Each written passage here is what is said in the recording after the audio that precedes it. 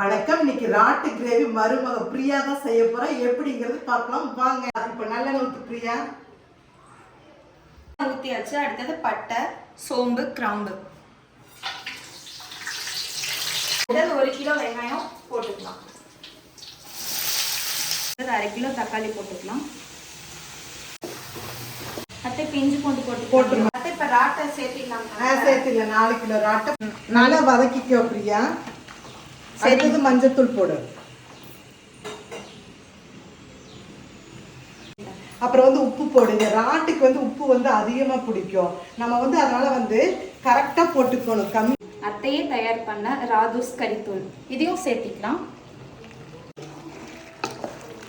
வெந்துட்டு இருக்குது. அதுக்குள்ள இன்னும் கொஞ்சம் டேஸ்ட்டை தூக்கி கொடுக்கணும். தேங்காய், முந்திரி, கருவேப்பிலை ஒரு கைப்பிடி அளவு போட்டு நல்லா நைஸா அரைச்சி எடுத்துக்கணும். அரைச்ச தேங்காய் விழுத ஊத்திக்கலாம். லைட்டான தண்ணி மட்டும் ஊத்திக்கலாம்.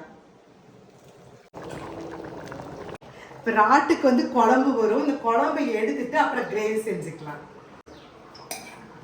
ராட்டு கிரேவிக்கு பெப்பர் போட்டுக்கலாம். மேலால கொத்தமல்லி தழை தூவு பிரியா. பிரியா செஞ்ச ராட்டு கிரேவி ரெடி ஆயிடுச்சு. நீங்களும் இதே மாதிரி செஞ்சு பாருங்க, சுவைச்சு பாருங்க.